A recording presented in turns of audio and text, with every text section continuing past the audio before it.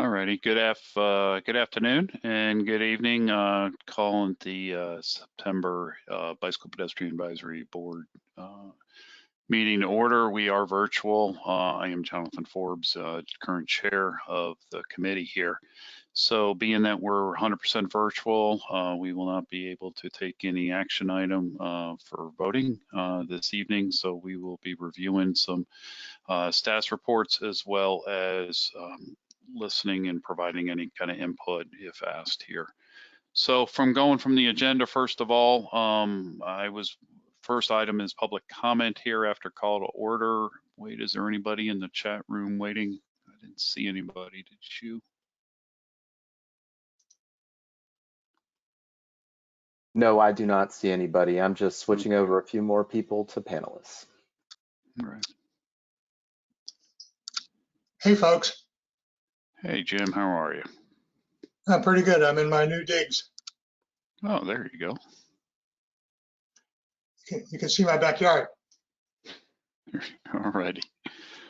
All right, so hearing no public comment here, we'll move through item number 2 on the agenda, members' interest. This is our opportunity to talk about anything from the committee members that is relevant in the approaching month here. So I will pause here if anyone has anything to bring up at this time concerning any interests.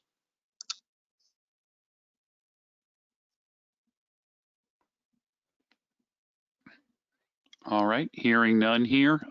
Next was the approval of minutes. Those were attached to the agenda, I believe, and I trust that everyone has had the opportunity to review. Were there any material changes or adjustments that need to be made to the minutes here? We will not be able to move to approve, but we can make some suggested edits. Look good to me. All right. Hearing none, we'll move on here. Next thing up here was the update concerning the TIP amendment, the Tampa multimodal network and safety improvements here. So I will turn the meeting over for that presentation. Vishaka, shall I make you the presenter?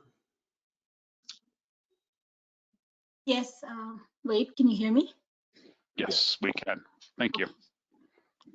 My presentation is loading, just give me a second. All right, I hope you can all see my screen here.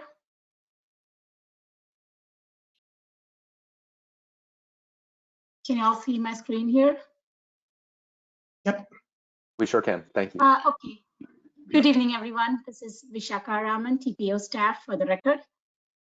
Today I'm going to be presenting to you the Transportation Improvement Program TIP amendment.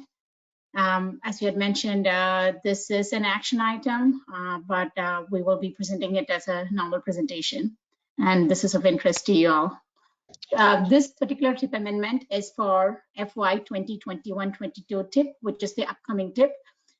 It is for the West River District Build multimodal improvements.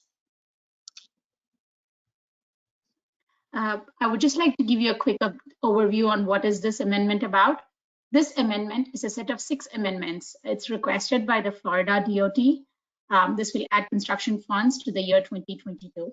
The FPN of the projects is given as shown here. It's 1 through 6. This entire amendment will be a part of will be part of a project that will complete 12 miles of multimodal transportation safety network, which will be supporting the city of Tampa's ongoing redevelopment plan in the West River District. The total amount for this project is 30 million, of which 24 million is awarded by a grant from the US DOT, and the rest of the 6 million is coming as local funds from the city of Tampa. Altogether, this is designed as a design build project, which will make the process expedited, and it will help to save some of the steps and go into design and construction at the same time.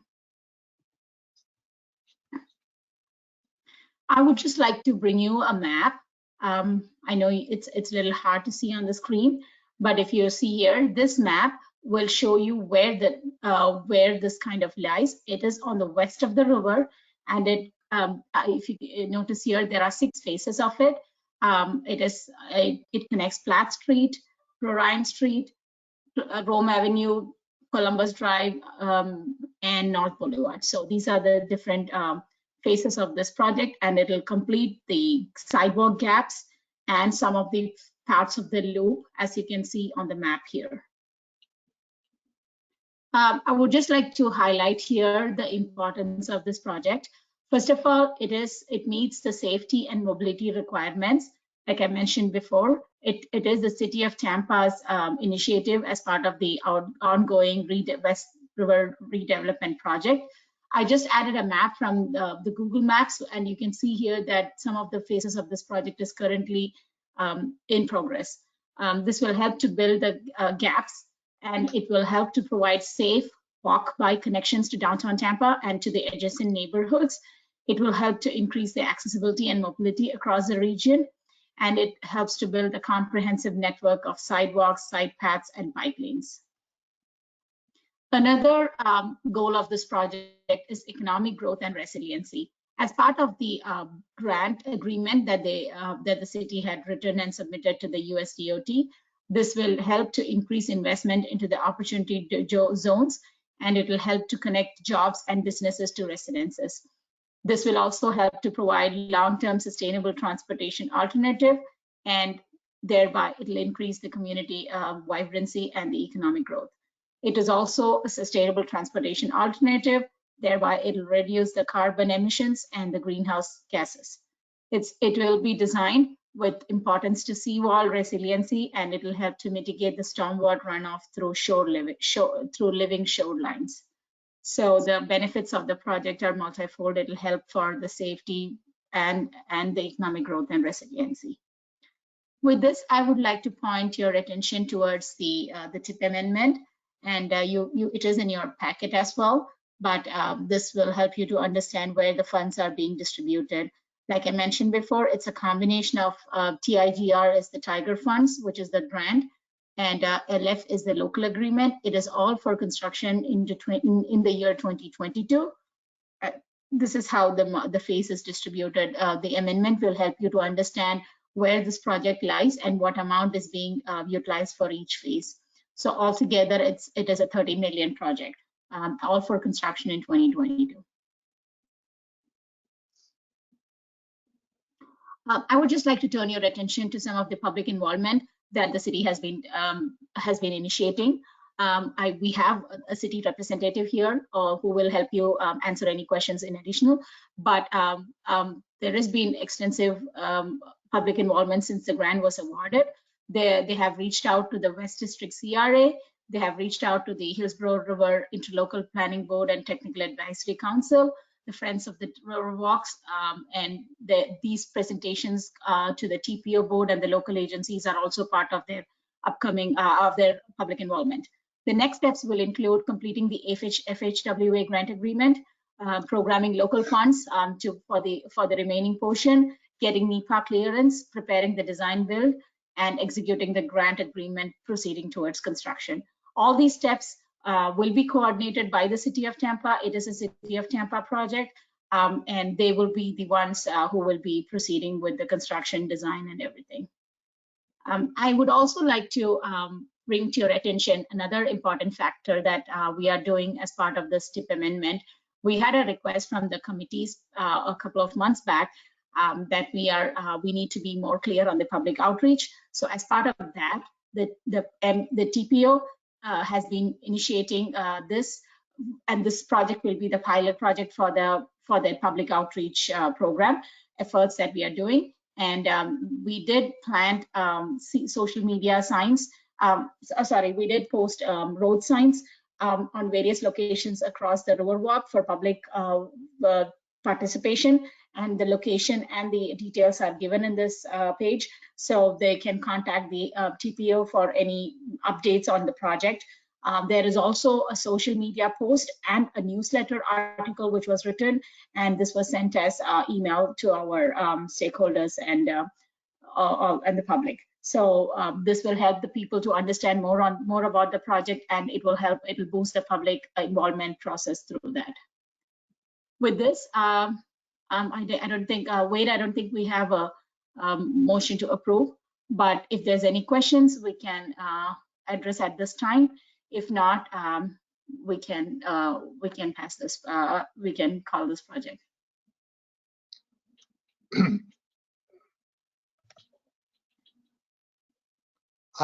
May I speak? Yes, yeah, Yes, go ahead. please. I was just unmuting myself. Go ahead, Mr. Shirk. I just want to say that I'm really glad to see this. This is going to really make it a lot safer for people to bicycle around the west part of downtown and then across the river in the North Boulevard Homes area, which is gonna, be a kind of a challenge, but I'm really glad to see this. So thank you very much. Thank you. We do have one question in the chat box that says, how much traffic / feedback did you get via social media outreach? So that's a very good question. Thank you so much for this. So the public outreach and the social media posts that the TPO is initiating is for the MPO board meeting, which is next week, the 14th. So 14 days prior to that, we have posted the signs and the Twitter feedback. The Twitter and the social media posts. We have been receiving quite a lot of emails with details for inquiring about the project. I do not have a number about that, but this will be ongoing until the 14th September, which is when the TPO board meeting is. So we have our public outreach coordinator, Davida, who will be managing that, and we can provide you a rough estimate on what has been happening around that time. But we have been receiving quite a lot of emails and posts for that project. Thank you. Thank you. Welcome. Any other? This is Abigail Flores, Hillsborough County Public Works. I have a question. So what kind of multimodal facilities are you putting in, and will scooters be allowed on these facilities since Tampa's dropping, 1,000 e-bikes and scooters this year on the city? So I am not specifically capable of answering what elements will be going. I just know that this project will involve sidewalks and paths.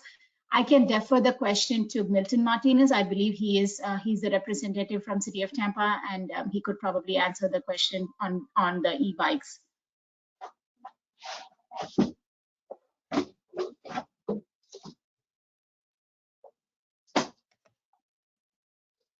He's muted. Milton? Okay.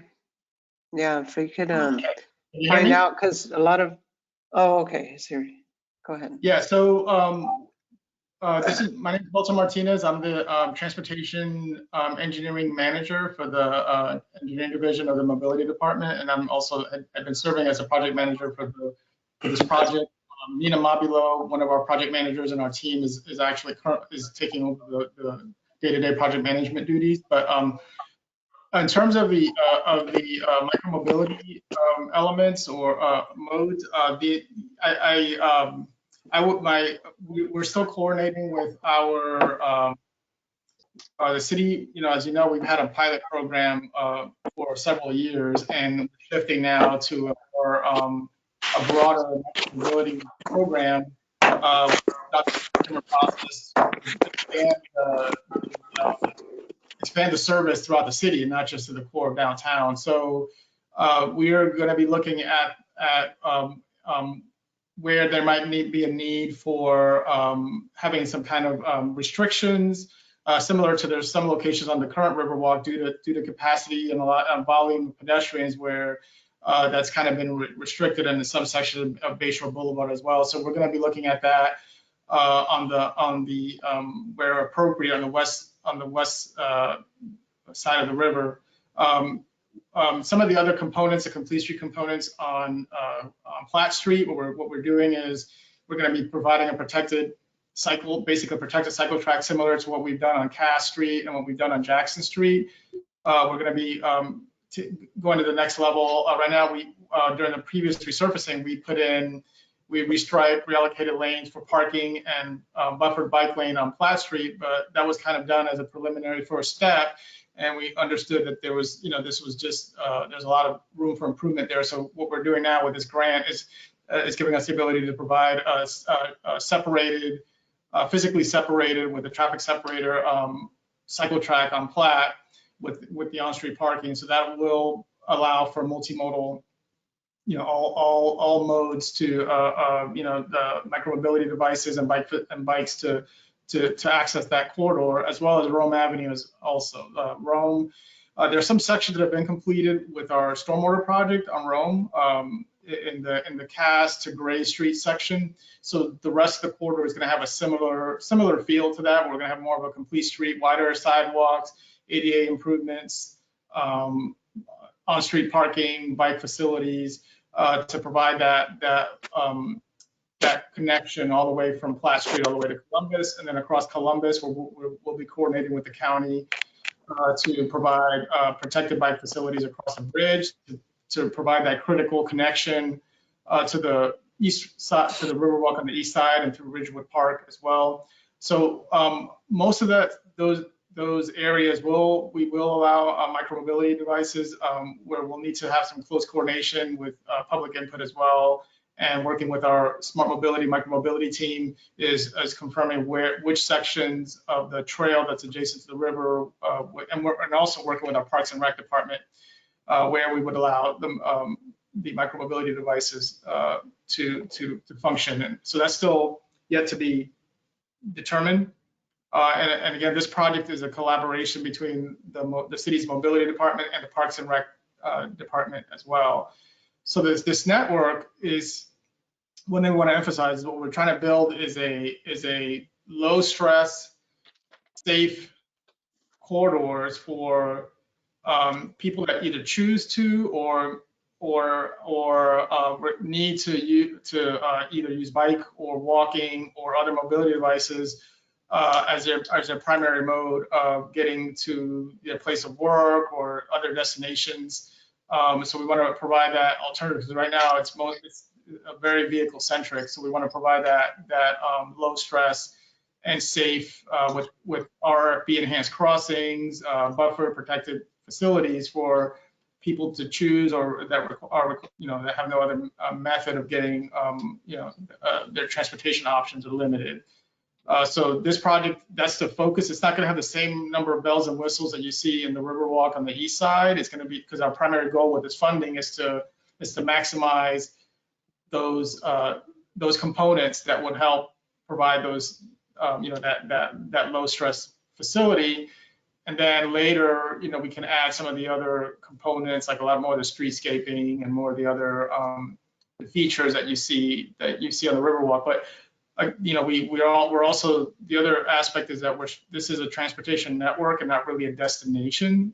So one of the things we're communicating out to the community is it's not necessarily just a recreational facility. This is intended to be, expanding our transportation options, and intended to be a transportation, a commuter transportation network, and not just a recreational facility. Okay, then. Did that address your question, Ms. Flores? Yeah, so thanks for sharing. I just think that, it needs to be well thought out whenever we restrict multi-mobility, right? Because, I realize the speed differential between pedestrians and scooters or electric bikes, but just keep in mind that those with, you may be able to turn off the scooters whenever they go, like currently when they go in certain areas of the Riverwalk, they do not work, although they can function as push scooters. But so just be cautious about the inequitable impacts that may come about where people who rent scooters don't have access to certain sections of this multi-mobility network, but people who own scooters, right, who they will have access to this micro mobility. Their scooter is not going to turn off because it's personal. And so, we want to always, keep a balance between access. Access, is very important. And if access inconveniences others, is that really a good enough reason to deny access. So, you know, I'd appreciate if you could keep this committee in the loop about those kind of, you know, discussions moving forward. That'd be great. Yeah, and I think for the west side of the river, I think more than likely this will have a more open and not less restrictive requirements or criteria than the east side, because again, since this is really intended to be a transportation network, not necessarily a park facility, you know, we're expecting additional increased volume, but it won't be to the same level as you see on the East River Walk. So I think that we're probably not going to have those. That, you know, I think it's going to be more likely that it will be open to all modes throughout the majority of the trail on the west side. All right, thanks for that. Okay, thank you. And I imagine Wade will have some degree of input in regards to the uses in this area, at least from our perspective. Mr. Forbes, I did just want to mention, Wanda Benson, were you able to get the answer to your question, or was there something on a separate page of the presentation that you needed? I just was trying to record what time the TIP meeting is on the 14th. I don't know if it's posted somewhere else, but I was going to try and attend virtually. I know it's during the day, but I just would like to get the information again. The slide went by too quick. I couldn't get it. That was the one on September 14th? Yes. Yeah, the one on the 14th, yes. Vishaka, are you able to go to that slide? Yeah. Is that the board of directors? Yes. The meeting Yeah, is, if you'll run it back, I'll just grab a picture of it quick. The meeting is on September 14th from 9 to 12, although I missed the question probably. I don't know when was the question about how long the signs remain in that place. The time. It's just when the TPO board meeting is, which is the 14th at 9 The a.m. meeting is from, is it 9 or 10? 9 to 12, I believe. Let me quickly check my calendar. If you just want to run the slide back, I'll just grab a picture of it because I wanted the YouTube link also. Perfect. Oh yeah, it was there in the slide. It's 10 a.m. Perfect. Thank you very much. I did want to make one clarification on the project is going to, it mentions 12 miles. That is the project itself. If you look at the segments that are comprise the Bill Grant project, is closer to 6 miles, but it's going to provide a connection once completed, including the Bayshore Boulevard through the west side and then connecting to the East River Walk, of a 12-mile connection, continuous connection of trail systems.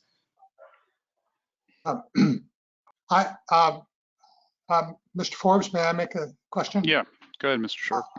Okay. I'm the only area that I'm concerned about, and I really love this, is the segment on Columbus, because I'm just wondering what the profile is going to be there, because that's really constricted and very scary. There have been recent fatal accidents, crashes at the intersection there, where just crossing Columbus from the west on the east side of the river, and all the lanes there are very, very tight. So I'm just wondering how you're going to work a multimodal path in there. In Columbus, what we're planning to do there is a lane reallocation. Okay. So we're looking to a lane, pretty much having a center, reducing the number. I think right now it's 4 lanes. So we're looking to narrow and do a lane diet across some around Rome, just to the west of Rome, and then transition to across the river and then through the Ridgewood Park area. Continue that, to tie to have that more of a 3-lane section, and then we repurpose the additional width for protected buffer bike facilities. Okay, thank you, because I know that you go to a 2-lane, there's a transition from 4 to 2 lanes at North Boulevard. And so this would just be moving that transition further west. Yeah, exactly. Okay, my question's answered. Thank you. All righty. Any other thoughts here?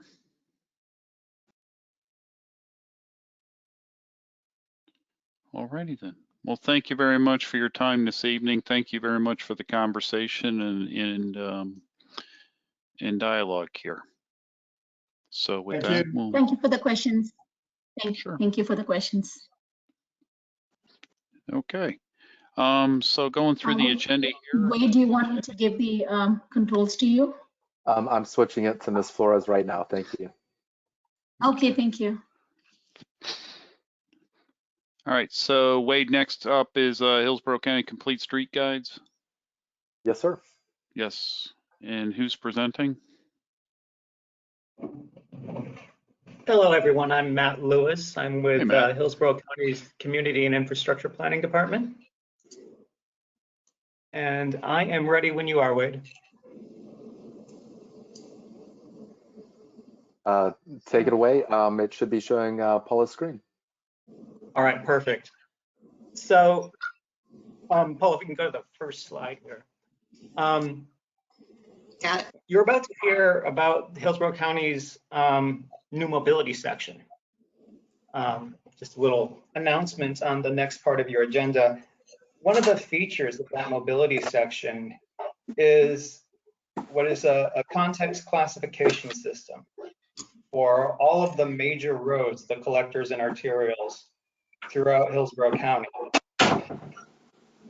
And what this context-based classification system does is it links the county's future land use chapter, which is where people are going to live in the future, where people are going to work in the future, and what type of environment will that be, with its livable communities chapter, which is the various community plans that get into how people want their neighborhoods to evolve, very detailed character information in that, to the transportation chapter.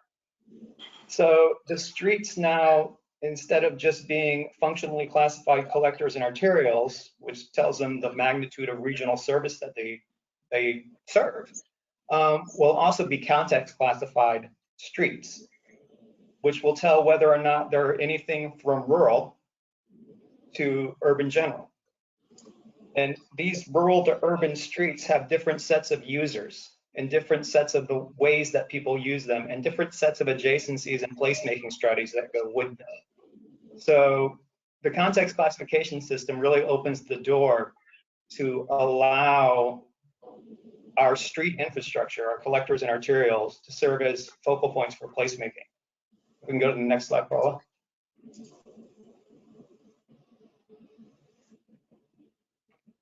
And so the context classification system, I mentioned, it goes from rural to urban. The rural streets are C1 and C2, which is very rural and like natural, and regular rural that you would think of as natural. The suburban streets, we have different typologies here. There's suburban areas that are residential. There's suburban areas that are commercial, and they behave differently, obviously. Different sets of users and different ways that people interact with them. But in Hillsborough County, we also have a thing called Suburban Towns. This is where our community plans say that they want a certain level of quality of activity to happen, whether it be walkable, bikeable, just a civic street, whatever it might be. These things are identified in our community plans. And they don't have the population expectation in them that's going to make them urban. But there's a level of design attention that should be paid to them because they're called out in these plans for the future. And then the urban area is basically what your classic main streets and urban neighborhoods are. This is classified as C4. Our comp plan can get us that far.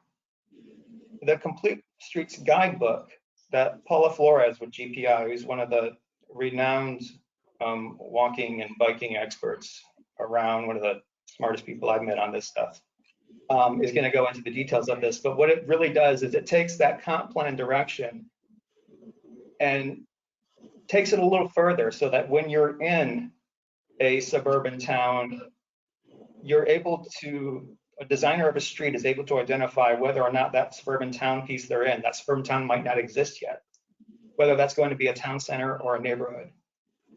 And when you're in a suburban residential area, you can know whether or not you're in a residential, classic suburban residential neighborhood, which is a lot of driveways on a collector street, or if you're on more of a modern suburban residential connector, which would be where your houses kind of split their backs to the street, and that street serves to bring people in and out of the neighborhood, but not be the front door to the neighborhood. Your suburban commercial areas, they could be regional commercial areas, like a giant Walmart, or they could be neighborhood commercial areas, like your corner store and pizza place. That's like on the corner of Armenia and Linebaugh. And then you have industrial areas that serve an entirely different set of users that's more dealing with freight and big truck movements. Urban areas, I talked about main streets and urban neighborhoods. And in the rural areas, you have rural activity centers, which are your crossroads where you might have a church, a school, a corner store. Rural neighborhoods, low density subdivisions where people live on 1 or 2 acre pieces of property and have the ability to have their farms and whatnot. And then your traditional rural, which is your mining areas, your more preserved areas, and your more your farming areas. So go to the next slide. I want to show an example of how the guidebook that Paul is about to talk about will take the context classification system and allow us to really get into an area and understand how it has evolved. So this is the Sun City area, 674 and I-75. That's a Home Depot on top, the big white spot.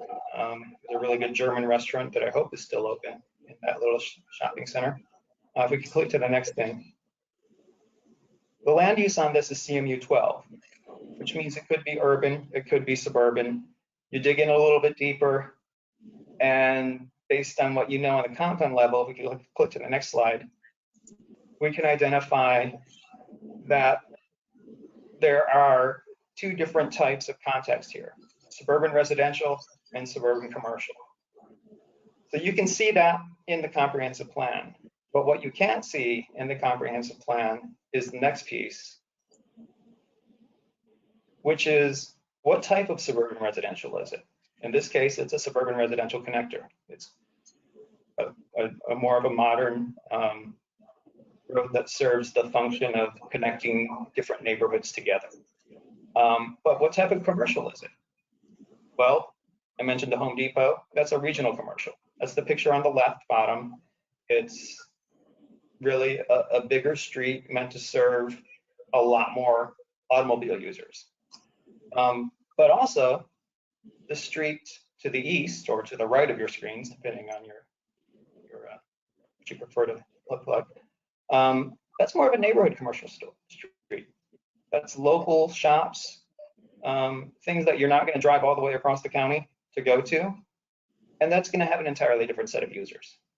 People are going to use that. They might park once and walk between them. They might walk from the neighborhoods to the north. They might take a bike. They might take a golf cart in this particular part of town. So what the Complete Streets Guidebook does, and Paul is just about to go into that, is it takes the comprehensive plan and says, yes, suburban residential, and it's this type of suburban residential. That means you have to think about it in a certain way. So with that, Paula. Thank you, Matt. So you may be wondering, so why do we need a complete streets guide? So why is this so important that we distinguish, right? So transportation networks for people walking, riding a bike, a scooter, or a bus, or even driving a car are very complex.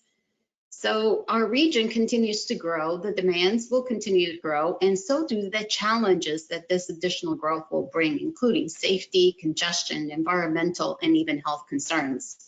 So this guide will provide a new approach to providing more transportation choices, safe streets, connected networks that will encourage more walking and rolling.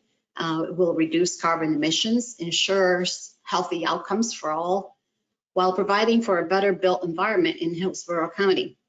So complete streets will be better, will better serve all users of different ages and abilities. So this is a table of context. This is the draft CS guide. It has 7 chapters as shown, and I'm going to just provide a very high level overview of what is included in each one of these chapters. So under the introduction, let's jump right into this one.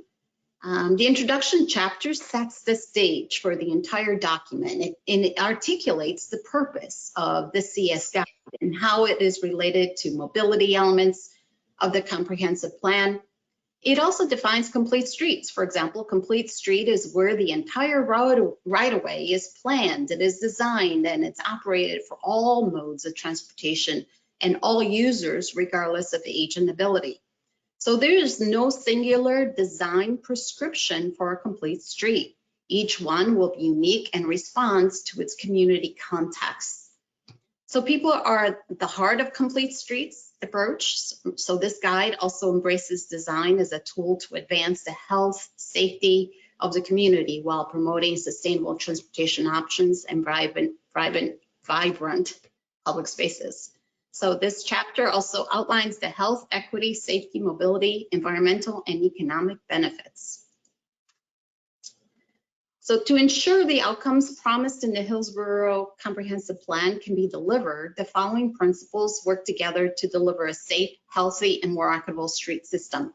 So the CS guide principles focus on delivering streets that are, 1, very user-centric, right? Support the needs of all the users, provides connectivity, and protects the most vulnerable people walking or riding. 2, modal respect. So the design for human scale prioritizes safety over traffic flow. It creates self-enforcing streets. It will provide facilities for every mode and encourages mode shift. 4, context sensitivity. It avoids adverse impacts to communities and people, aligns speeds and design. It activates public spaces, encourages safe and desirable accessibility. And last, sustainable. It increases tree canopy. It talks about sustainable transportation choices, flexible design for adaptation, and even preserves natural features. Chapter 2 actually covers all of the various elements to go into what we consider a complete street. So streets are no longer viewed only as what happens from a curb to curb, but rather how it connects to the adjacent land uses. So streets must be context sensitive. So a typical street has multiple street zones, such as frontage zone, pedestrian zone, furnishing, landscaping, and even a flex zone that we refer to nowadays for parking or bicycle facilities. And of course, the traveled way, which is where the cars actually traverse. So, but collectively, all of these different zones can make and provide a very different functioning streets, depending on the context. So this chapter also outlines physical elements within each of these realms, such as traffic calming, smart streets, speed management, target speed, and access management. And each of the elements must be considered to ensure that all users are addressed on any given street and road to address the connectivity and safety concerns in our communities. So here are some of the graphically representative elements outlined in the chapter. So look for a lot of new items typically not seen in Hillsborough County streets. And for example, traffic calming treatments such as curb extensions, raised pedestrian crossings, median refuges, speed cushions, and many more. There are a variety of safe intersection control options too, such as protected intersections, which we don't have in Hillsborough County, roundabouts, and even traffic circles.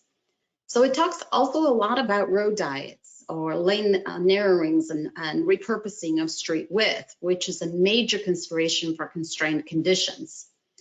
And I think we also just heard Milton Martinez mention that, how they're using that treatment in various other city streets.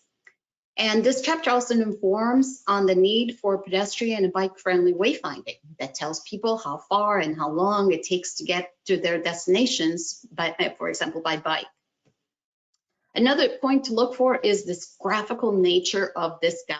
It really provides great visuals from national best practices such as FHWA, NACTO, ITE, and other communities, and even some regional Tampa Bay examples. Chapter 3 is about placemaking and its connection to the health outcomes. So chapter 3 contains guidance and informs design on the importance of creative placemaking, the elements for a street that will improve aesthetics, livability, walkability, and quality of life. So making streets and road convenient and comfortable is very essential in encouraging and enabling more people to walk and ride a bike or take transit for shorter trips. And this is an essential aspect of street design that assists in mode shift. So placemaking is a collaborative design process to encourage the public to envision transportation facilities that are functional, but they are beautiful and a source of community pride. So the chapter contains sections on landscaping, on street trees, on amenities such as benches, bikes, parking, bollards, and lighting, etc., and even public art. The chapter provides also guidance on how public art can be integrated as gateway features, the use of lighting and banners in town centers, or the use of painted intersections and crosswalks, and the use of art in roundabouts, and even the importance of building murals to activate space. Chapter 4, the street typologies are illustrated for each of the rural, suburban, and the urban contexts. And each of the typologies are unique for the level of intended users, function, and context. For example, the neighborhood commercial typology shown portrays a corridor where small local businesses, hairdressers, convenience mart, restaurants, etc., that support adjacent neighborhoods.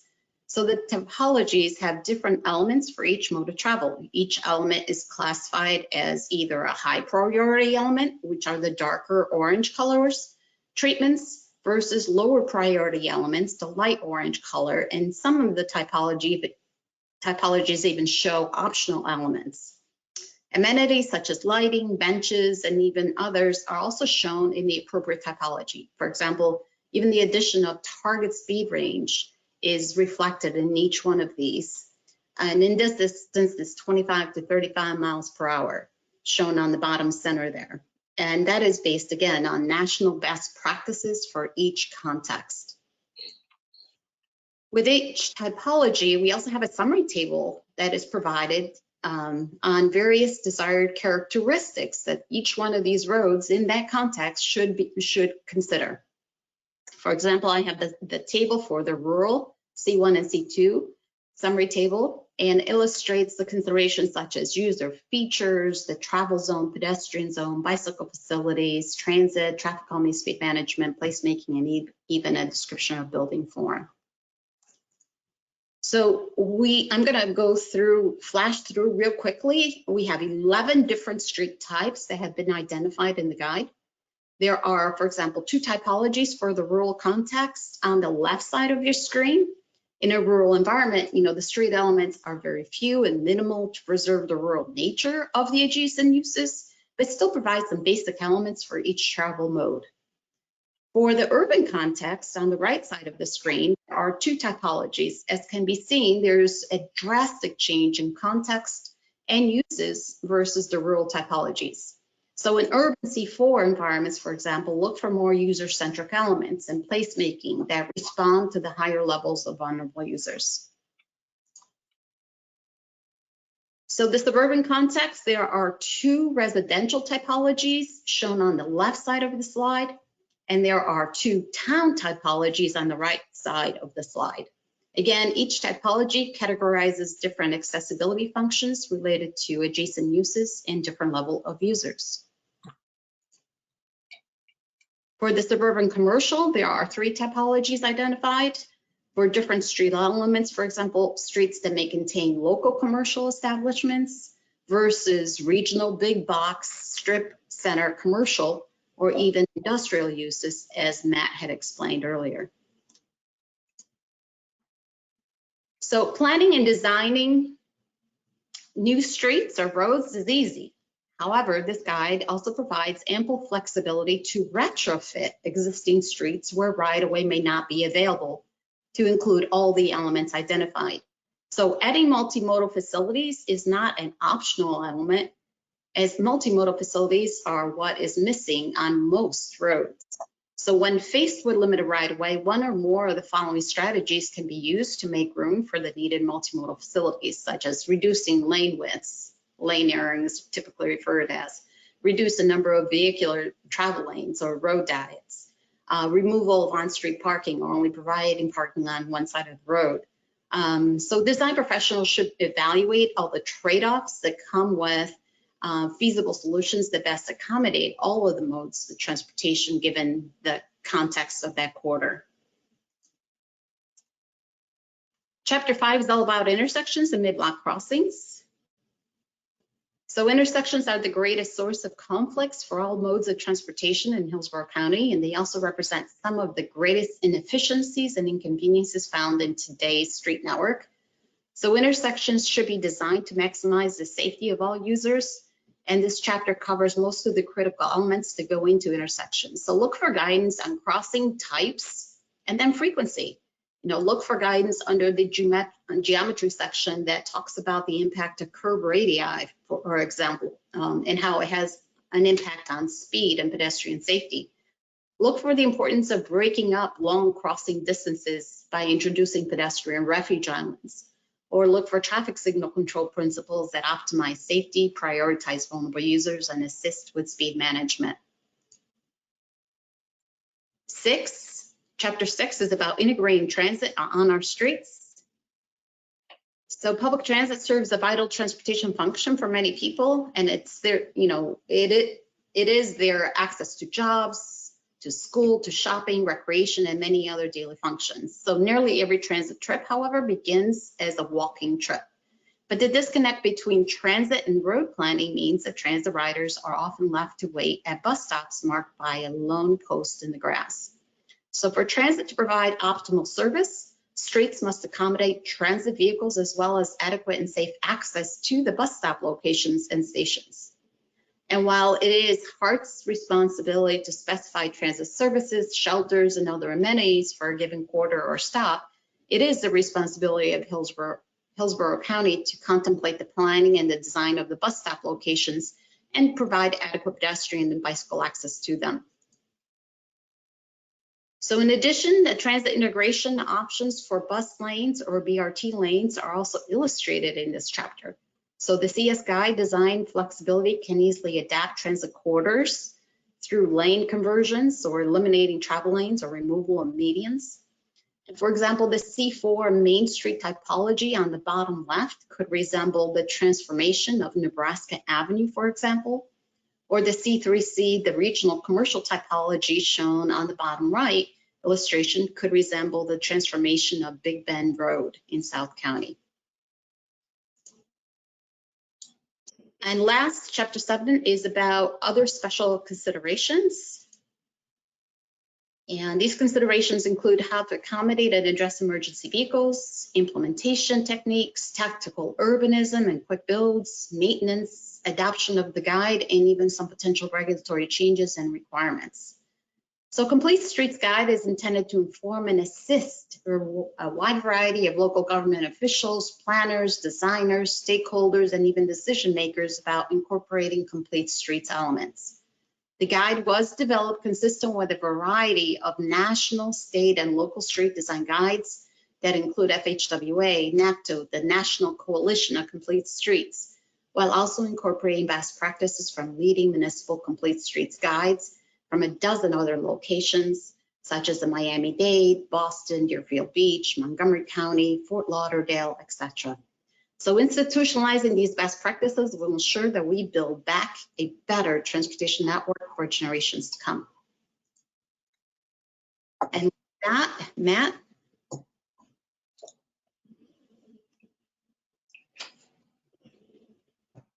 Thank you, Paula. This is the last slide. It's just our upcoming TPO committee schedule. We're looking for ideas input things that you think should be focused on, things that you think we might be missing. This is obviously our second one, BPAC. We're going next week to the TAC and Livable Roadways committees. And then we'll take all this stuff back, go into our little cave, and incorporate it into a full formal draft of the guide.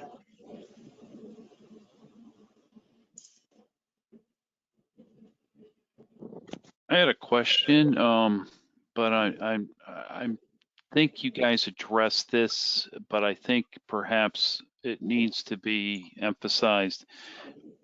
This isn't exactly homegrown. This isn't exactly a homegrown product, but it's more of an evolutionary document. It already was there and taking examples from across the country. Is that an accurate statement? That's correct. It is based on national guidelines, best practices on complete streets, including experiences from other communities across the country. Okay. Then I would ask that perhaps with the next few sessions here is you kind of are working to develop that, is make that an emphasis here that there was a fantastic start. And this is just an enhancement on what we have in recognition of how the county is developing and changing, and that's what I can add to the conversation. Thank you. And I think we did have a question here. Oh, so Wade, you did address it. It is in the handouts tab. Okay, a copy. Of the Yes, thank presentation. you. Thank you Right. for posting that. The only thing that I would maybe consider is you have the community traffic safety teams that are out there that are a very diverse group that have a lot of people on them from all walks that are available if you wanted to present this to them at some point in time, to Hillsborough, Pinellas, or whatever. They might be able to give feedback too. It's a multidiscipline team, and they could offer some feedback as well. But I think it's really good, and I appreciate it. I really liked that my artwork was displayed in it. Thank you, Ginger. Mm-hmm. Any other suggestions, thoughts? Mr. Chair, I have a question. Sure thing. Bill Sapper. These features and typologies look great, but how do you start matching those up to funding sources for the local decision makers that might be interested in them? So this, these would be used through the county's capital improvement program. You know, the big exciting story is that you're doing a whole new road. That new road will have a context classification already assigned to it, so you generally know whether it's suburban commercial or urban general. And the Complete Streets Guide will take you that one step further to tell you how to go about addressing the users you're going to expect on that road. So it's anticipated to be used with projects that already have existing funding sources. And you could apply principles from the Complete Streets Guide even in a sidewalk program or a resurfacing program if you had the ability in that particular project to do it.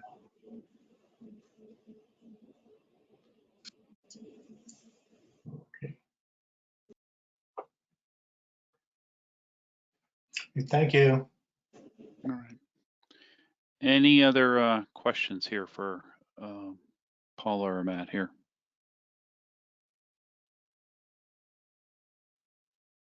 Okay, guys. Well, thank you very much for your time this evening. And you have a good night and good luck on the next couple presentations you have. Thank you. Okay. Thanks. And so moving on here to the next, we have our Hillsborough County mobility section with Katarina Corcoran. So Hey, Katerina, everybody. It's Katrina. I'm sorry. That's okay. Katrina, Pretty close. my apologies. I am attempting to share my screen, but I'm not sure if you saw, I have two screens and I had this issue the last time I tried to present this. Were you seeing my background with you all in the video or, okay. Let's No, see if we saw an empty screen with a sunset, it looked like. Yeah, I had the same issue last time. That's just my like background on my computer, where I wasn't able to share the website. So let me see if I can try this one more time. Under the show screen button, there's a pull down arrow, which usually is where you can find it. See, I'm seeing different tools. I see the pause, but it's not giving me more here. One moment. Okay, screen up, monitor 1. All right, are you guys hopefully seeing the other screen now with the, okay, great. Thank you for your patience with that. So good evening, everybody. My name is Katrina Corcoran. I'm a senior planner with the Planning Commission. I am also the co-lead on the update of the mobility section of the unincorporated Hillsborough County Comprehensive Plan. And I am a part of BPAC, but this is my first time more formally presenting to you all. So very exciting stuff. I do not have a presentation tonight, but I did want to go over our mobility section project page, some important dates that we have coming up and chances for involvement of this committee with the mobility section. And then of course, if you have any questions, I am happy to answer those. So our mobility section project page is available on our website at the link you see here. I believe it's also in the committee packet. One thing I will note is that if you search just mobility section on our web page, it may not come up immediately. So the workaround I would suggest is to go to plans, plan amendments, and then unincorporated Hillsborough County. And it should be the first amendment page that pops up for you there. We have our project overview and scope. So as many of you know, this is the unincorporated Hillsborough County Comprehensive Plan was last updated in 2008. So we have been updating it in sections. So this is formerly the transportation element, and we've been hard at work with many partners, including HART and several different departments of county staff, working to revise the policy language and really update this language. This just goes into more of a summary of that. The draft language is available currently for public comment. You can click here and it will pop up in a PDF. We are keeping that updated as we receive public comment. So if you do see an updated date here, that means we've changed some things. You are able to submit a public comment through the end of the month, so September 30th. Additionally, we are hosting 2 virtual public meetings. One is tomorrow evening from 4 to 5 p.m. And the second is September 23rd, another Thursday from 6 to 7 p.m. So just offering a couple different time slots for folks. If you can't make either of those meetings, I will also be doing a more formal presentation on the mobility section next month for BPAC. These sessions will also be recorded and provided on this page if you can't attend but are interested in hearing what everyone has to say. Let's see, we do have some other important dates upcoming next Tuesday. We are briefing the Planning Commission for the first time, so September 14th. We have both of those virtual public meetings that I mentioned, and we will also be going in front of the BOCC in a workshop format on September 28th. At that point, we will be moving into the public hearing portion of the mobility section. So the first public hearing will be with the Planning Commission on November 8th. And the second public hearing will be with the BOCC on December 16th. And the amendment adoption would be expected in late January of actually next year. So I need to fix that date there.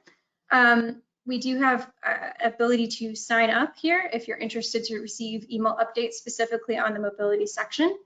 Of course, here are the links to some of these meetings if you're interested in registering to attend. We do have a frequently asked questions portion on the page that offers some information for anyone who may be interested. Of course, we have our feature steps that I just discussed and my contact information, as well as Rich Clarendon, who is my co-lead on the update of this. We do also have some supporting documents. We call them crosswalks. So one shows the current adopted language of the transportation element and what we have done with that language, and the other shows the proposed and where that language came from. So for example, if we may have moved a policy from the future land use element to the mobility section, that will be clearly shown there. And that is pretty much everything I have for you tonight. I wanted to let you know about the meeting tomorrow, and happy to answer any questions that you may have for me.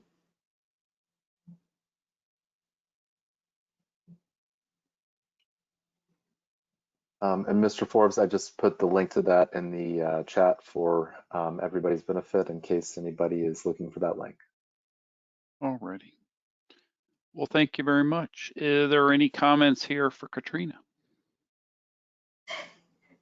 I have a question for Katrina. Hi, Katrina. This is Abigail Flores. Hi.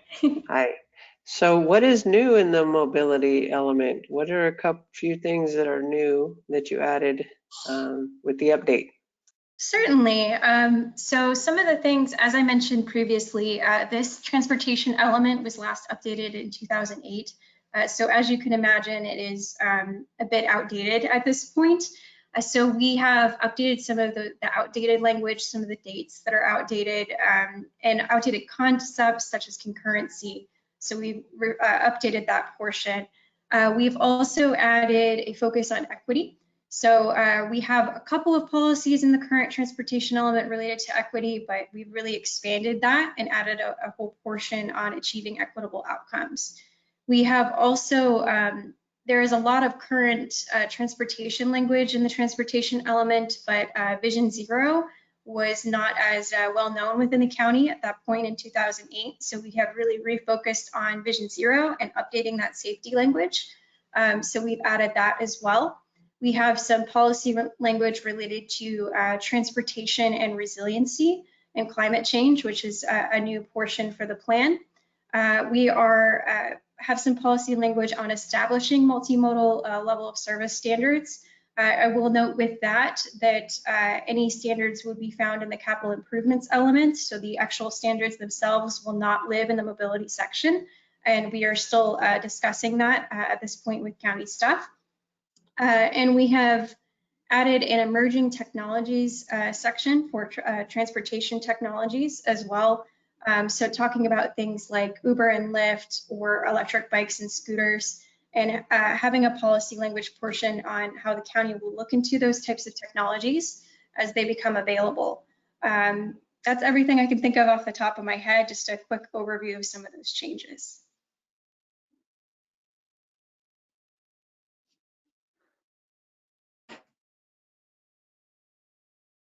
All righty. Any other questions, comments, thoughts? All righty. Well, thank you again for your time this evening. Thank you. Looking forward to presenting to you all again next month. All righty. All right, so moving on here, Sarah with Heart Transit Oriented Development Pilot Project. Yes. Good evening. How are you? Good evening. How are you? All righty. All righty. What you got for us? All right. Are you seeing my screen now? Yeah, we are. Yeah. Okay, perfect. So my name's Sarah McKinley with the TPO staff. Tonight I'm going to go over the Heart Transit Oriented Development Pilot Project. This is sort of an update that we're giving to all the committees, and then trying to give everybody a refresher where we're at with the TOD project. I'm not sure if this committee has seen earlier presentations of this, but afterwards, a lot of the information that I go through tonight will feed into a joint workshop that we're planning with each of the TPO committees and the Planning Commission commissioners as well. So I'll give you more information on that towards the end. So basically, this is a Federal Transit Administration grant that HART received to work in conjunction with the City of Tampa and Hillsborough County, looking at land use and development along planned corridors. This looks at a specific corridor, Florida Avenue, between downtown Tampa and USF. As far as the study goals, it's to sort of look at protecting and improving the character within the community, livability and resilience. Also, to encourage a diverse mix of transit supportive uses, including looking at different types of housing, affordable housing, employment centers, shops, and other supportive areas. Also, a big thing which this committee will be very interested in is creating complete, safe, and walkable and bikeable streets and street networks. A lot of that is looking at improvements within this corridor, as we'll discuss as well.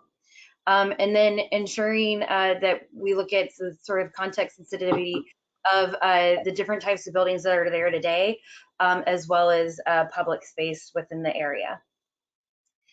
And then again, looking at walk and bike and how we can improve the access between transit and the destinations within the corridor.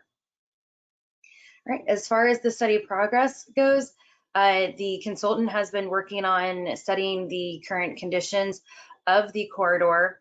There's also been a series of working group meetings that have been going on. The project originally kicked off in March of 2020, so we've been moving along since then. And then this sort of second part of this project, the consultant's been looking at exploring strategies. So now that we can understand what's there today, what are strategies that can be used to help guide development? There's been also looking at how to take advantage of other transit projects that are going on in the area. So as far as what is TOD, TOD stands for Transit Oriented Development, looking at places designed to capitalize on access to enhance transit.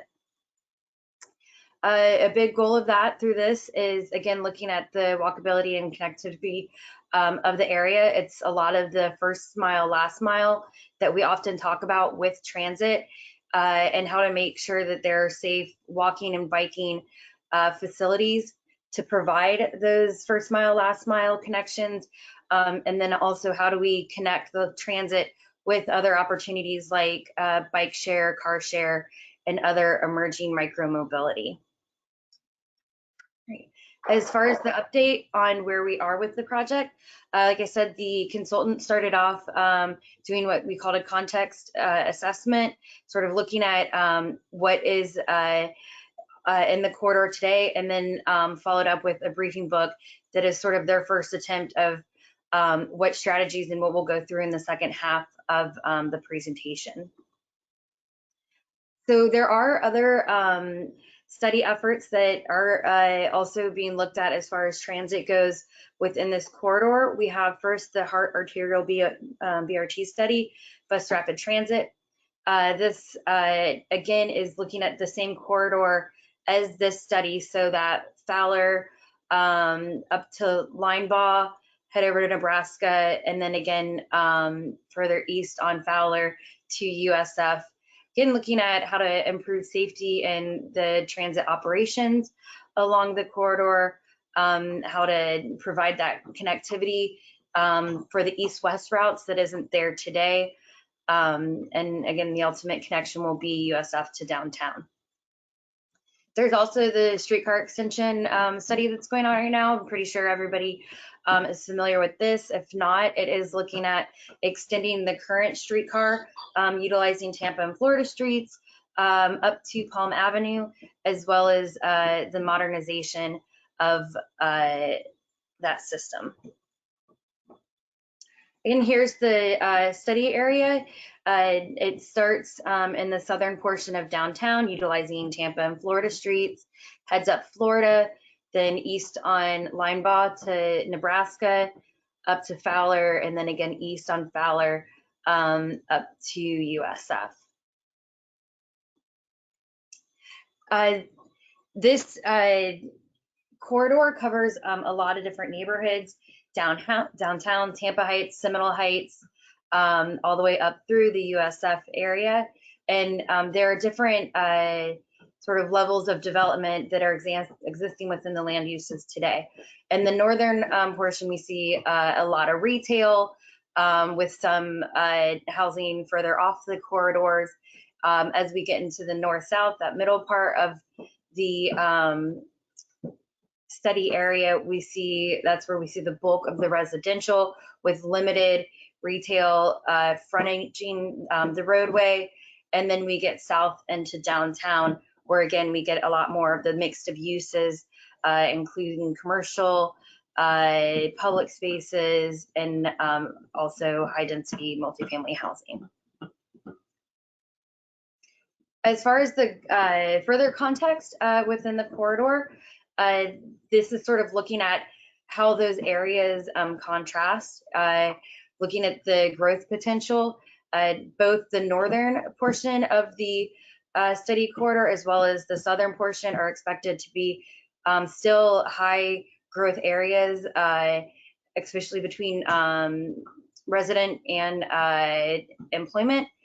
And then as you look at these communities compared to those that are considered to be underserved communities, it sort of lines up. The middle portion is more stable, more equitable communities, whereas those northern portion and southern portions are not. This is looking at the percent above and below the poverty level, as well as the zero vehicle households. You see more of the stability, and again, the northern portions, whereas the southern and northern portions not.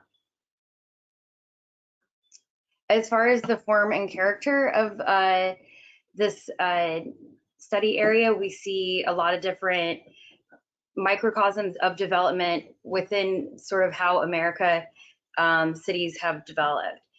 We start with the smaller, more compact, high intense buildings within the smaller blocks of the downtown. We move off to the traditional Main Street, where there's more of a mix of uses, again, still the street grid.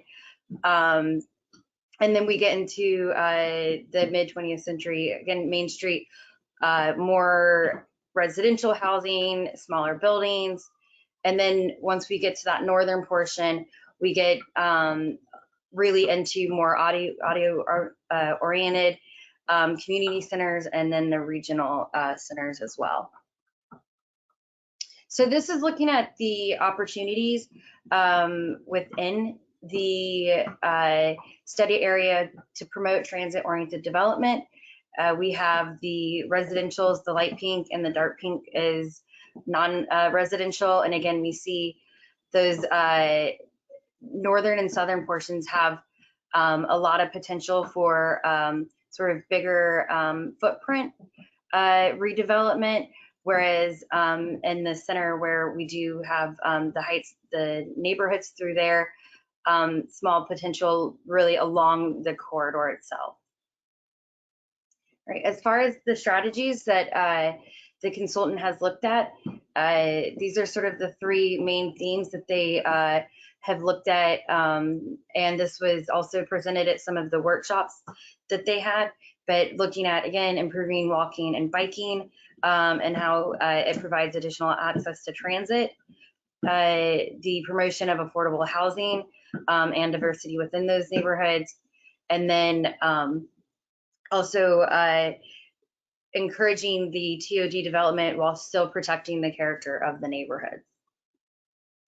So as far as making it easier and safer to walk and bike to these transit stops and along the corridor, these pictures are actually two pictures along Florida Avenue taken nearly across the street from each other. The one on the left that is existing, this is very characteristic of the corridor. Narrow sidewalks, no buffering between the streets, a lot of gates and poles impeding being able to travel safely along these with sort of high curb cuts throughout. And then on the right there is a new, one of the new apartment buildings that have gone up within the neighborhood. And this is sort of looking at pushing those setbacks back a little bit further. Excuse me, sorry. And providing, oops, excuse me, sorry. And providing the additional shade with the landscaping and that additional buffering, as you can see there.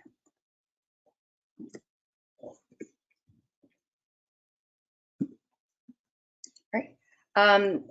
Another thing is looking at the existing traffic signals. So these are those dots you see there in pink, looking at how to improve pedestrian crossings through there. And then you'll see there's two purple ones there. Those are some proposed new crossings as well. So strategies for the bike ped improvement, as many of you know, the TPO has done a lot of work looking into speed management. So sort of how can we bring some of those techniques to lower the speeds within the corridors.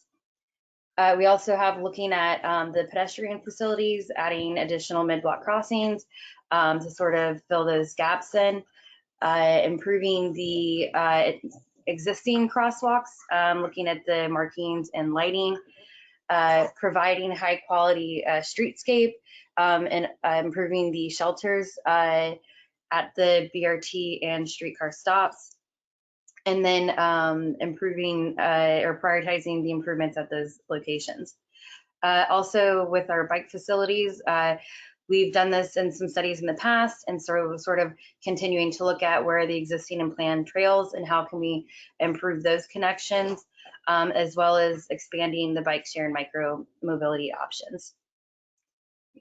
As far as development regulation goes, required modest setbacks. So again, making sure that we provide additional setbacks for those wider sidewalks and that landscape buffering, and then sort of moving the parking and the driveway cuts off the main facility. All right, this is where we'll talk about affordable housing and how we can continue to encourage the need or addition of that as well. So we've sort of looking at the rental markets and the availability of affordable housing. There's sort of three characteristics that were looked at. This is the legally restricted affordable housing, so utilizing regulation to ensure the availability of affordable housing, the naturally occurring affordable housing, and these both are looking at those earning under 60% of the annual median incomes.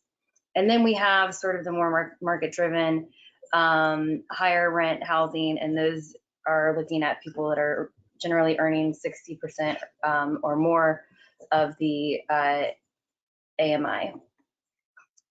This graphic focuses on that naturally occurring affordable housing, and that's sort of what the consultant focused on for this. And as you can see, most of the naturally occurring affordable housing is north of the river and along up the Fowler corridor as well. We have some of it within the Heights area, mostly north of MLK, again up to the river. And then as we move further south, we have less options of that affordable housing offered. As far as addressing affordable housing, there's multiple strategies that the consultant looked into to sort of include when we get into the refining of potential policies for the TOD.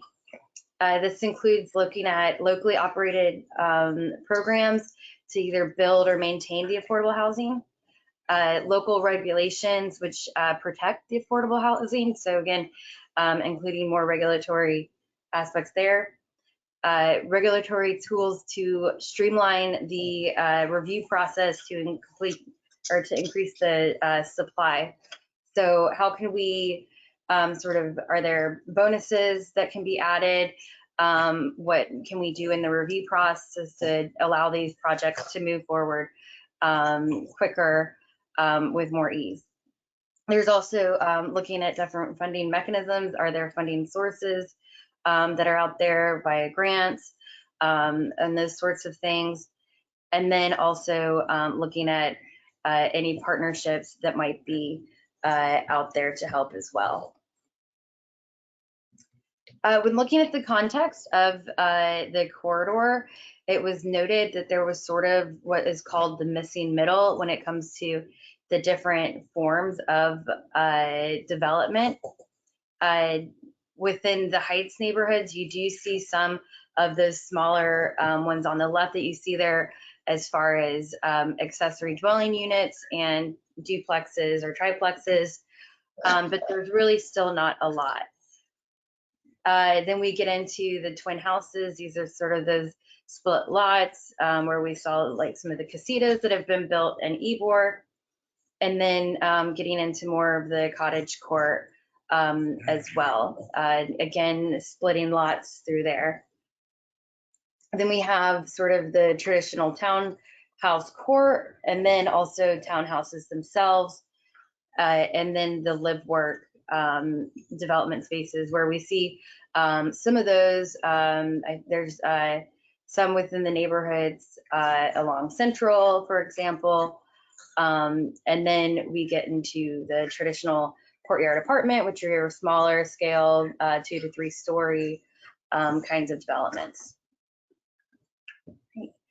As far as what are some additional strategies that can be used to encourage this kind of development, the purpose of these place types is to create a planning tool to sort of guide the development and redevelopment.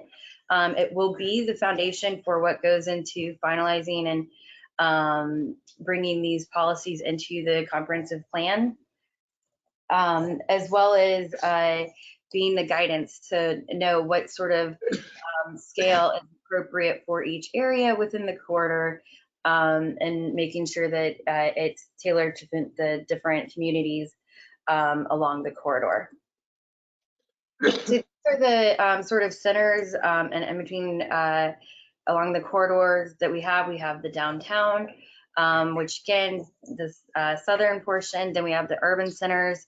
These are looking at sort of the areas outside of downtown that might offer bigger development opportunities. And then our TOD centers. These look at the smaller neighborhood stops largely through the Heights and north of the Heights between USF, as well as along the corridors, looking at the TOD corridors and then TOD neighborhoods. As far as the downtown goes, again, this is sort of the most transit-rich place within the region. All of our buses sort of go to and from here from a centralized location.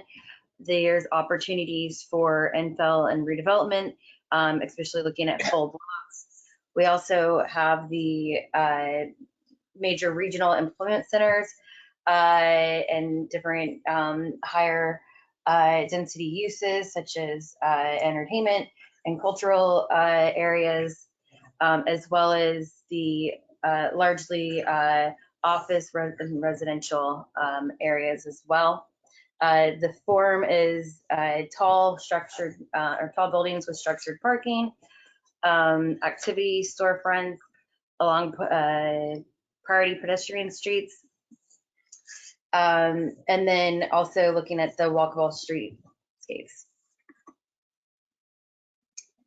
The urban centers, these are again sort of the areas that are ripe for additional development, looking at suburban retrofit at the Waters and University Mall, and then sort of more intensive employment locations at USF and the VA hospital.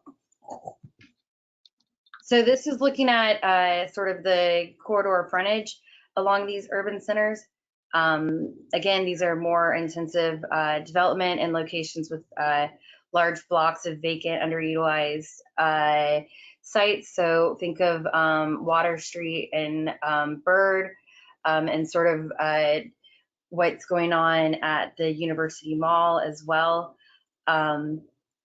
Allows for planned phase development of larger sites, and also uses include community centers, commercial activities, higher density housing, and then also education and employment. The building form, these are sort of mid-rise buildings, so about 5 or so stories with active ground floor uses.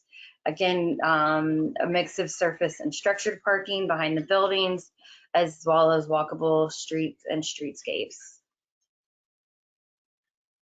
The suburban retrofit within this area, this would be new buildings, again, along the corridor. Mid-block parking would be something possible because these are sort of larger lot sizes. And then also, again, with the phase development of the streets and blocks. These are sort of just some examples of what can be considered for those urban centers. As far as our TOD centers go, these are, again, primarily the stops within the Tampa Heights, Seminole Heights corridor and along Fowler. These are just some examples of what would be considered for design within these centers. These are infill along the corridor near the primary stops. The community centers for commercial activity, higher density housing, education, employment. This is largely where that missing middle could go for transition housing, as well as a mix of ground floor uses. The urban form is looking at 3 to 5 stories with sidewalks along, again, pushing back the frontage somewhat to allow for that wider sidewalk, the surface and structured parking behind the buildings, and limited by the lot sizes. The lower buildings and heights close to the neighborhoods, and then a little bit higher as we get closer to the stop locations. And then again, improved sidewalks along the project corridor and side streets. This is looking at the Fowler Avenue frontage. And this, again, a little higher of sort of intensity possibly with some of the storefronts. Again, the mixed use on the bottom floor, the parking away from the corridor. You see the opportunity there with the center line BRT as well. And then as the TOD corridors, these are sort of in between the primary stops. Again, smaller sites along Florida, Nebraska, and Fowler between the centers, incremental infill and redevelopment for some of the underutilized sites, largely looking at that missing middle to transition to the neighborhoods that would be behind, as well as looking at the urban form, about 2 to 4 story buildings along sidewalks, lower building heights, close to neighborhoods, and again, a mix of ground level uses. And then our final place type is looking at the TOD neighborhoods. These are looking at vacant and underutilized sites, walking distance to the planned stops. This again would be largely looking at some of the smaller footprints within the missing middle of those housing types. Again, looking at about 2 to 3 stories for intensity within the neighborhood. So as far as the next steps go, the consultant is looking to refine the strategies and recommendations. As I mentioned, we're planning a workshop with the Planning Commission and TPO committees. It will most likely be either towards the end of October or possibly the first week of November. We'll let you know as soon as we have a date, and then we'll make sure that it's on your agenda for next month as well. The consultant is working on preparing plans for the Palm Avenue Station area. There's going to be a couple opportunities for workshops that they're going to have jointly with HART. Those will also be towards the end of October. We'll make sure that you have the dates for that as well. And then they're looking to finalize the plans for this and get everything wrapped up towards the end of the calendar year. So that is all I had. There's also the project website that is on your agenda if you would like to look at additional information or some of those documents I mentioned from the beginning. And these are the contacts for those project managers from both HART and HDR. So if you have any questions with that, let me know.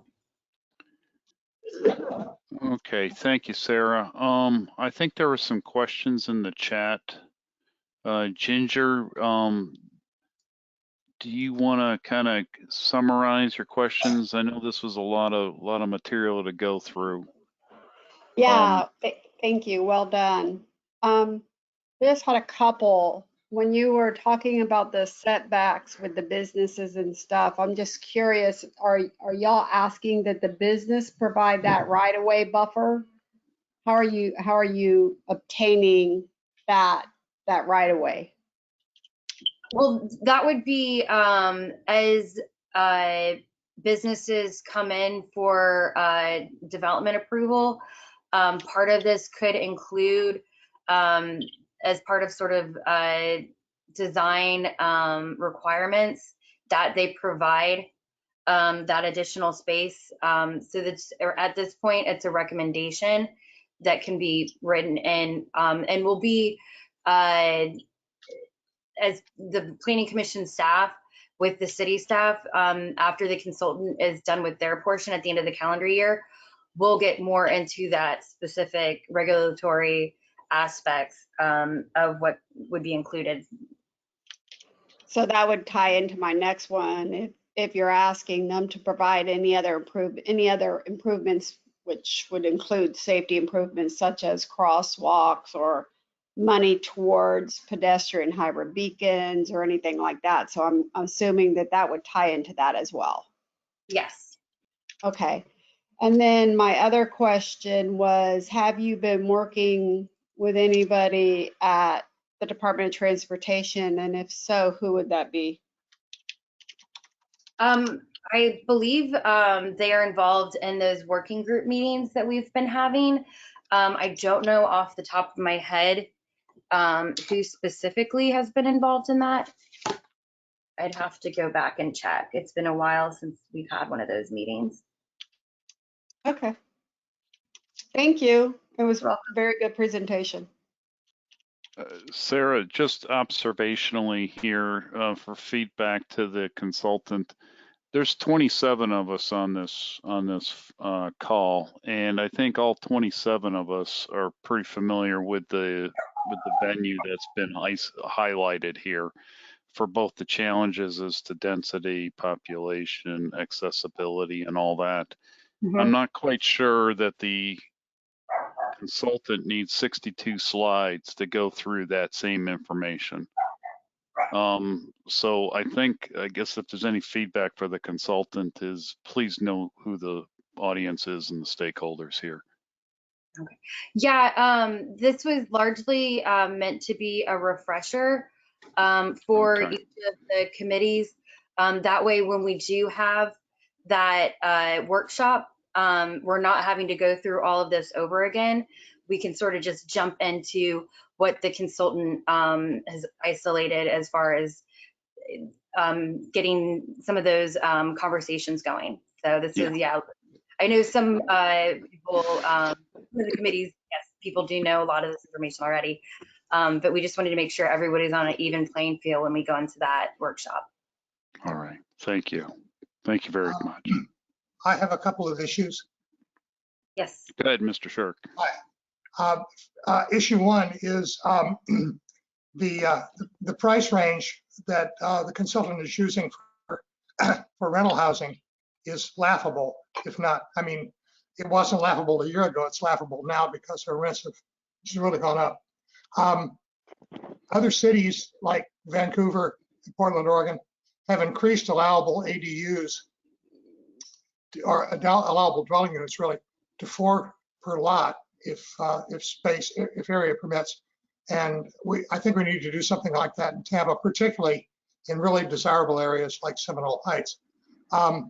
Also, parking is a problem for affordable housing. Can we figure out a way to waive parking at least partially? And third, we must do something and do it fast because we have a housing crisis. And I know because my landlord doubled my rent, so I had to move. Hence the new background. I couldn't meet the criteria to rent a place, so I had to buy.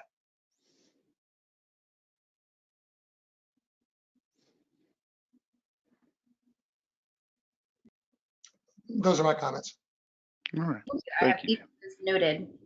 And like I said, those are sort of some of the things when we have the workshop that we'll want to bring forward as discussion as well. Yeah, I was checking to see if Moises was on here. I don't think he is.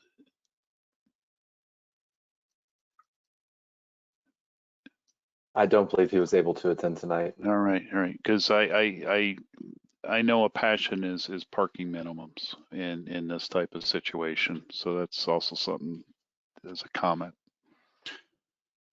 All righty. Any other questions or comments for Sarah? All right, Sarah, thank you very much for spending time with us this evening. Thank you. And we'll chat with you later, okay? All right, so moving on, that's it for the status reports, right, Wade? Yes, sir. Okie dokie. So we have old and new business here. Any comments, any old business, new business that we need to bring up here? Okay, hearing none. Wade, I'm gonna turn this over to you because you got the email.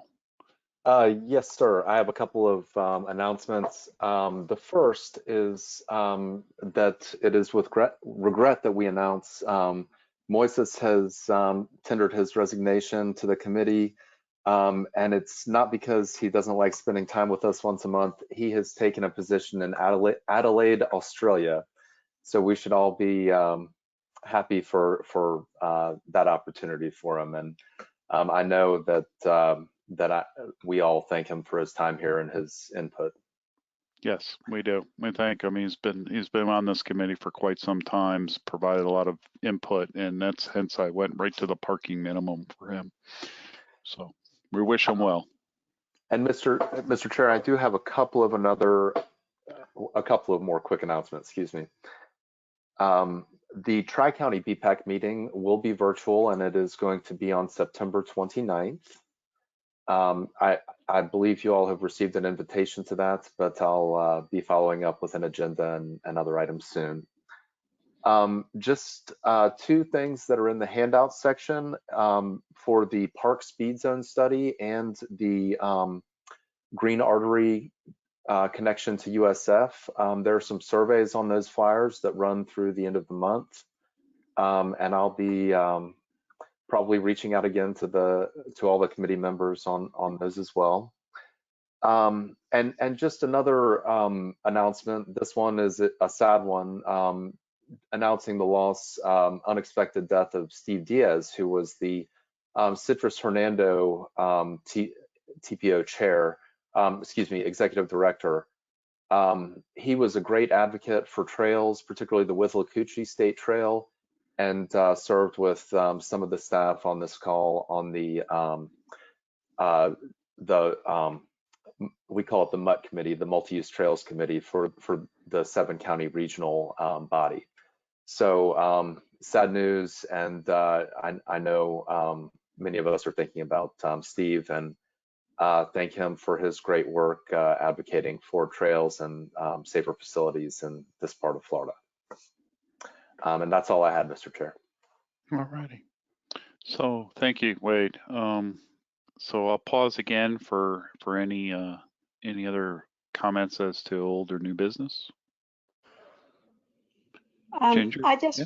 yes, sorry. Yes, I'm very sad about Steve. He was a great human being, great person. I forgot to announce earlier that the Gulf Coast Safe Streets Hybrid Summit is November 2nd through the 4th for anybody that wanted to attend. And the Bike Walk Tampa Bay Virtual Summit is November 5th from 4 to 6. Will you be able to send any of those flyers in so they can be attached to the minutes? Yes, All I can right. send them to Wade. All right. Thank you. All righty. By the way. And for those of you that don't know, Alex Henry is no longer with the Department of Transportation. He took a position in Seattle. So here I am. All righty. Well, thank you for that. Mhm. All right. With that, I guess we can adjourn. So thank you very much, everybody, for your time this evening. And hopefully we will be in person next month. With that, you're adjourned. We're adjourned. Thank you, Mr. Chair. All right. Thank you, Wade. You have a good evening.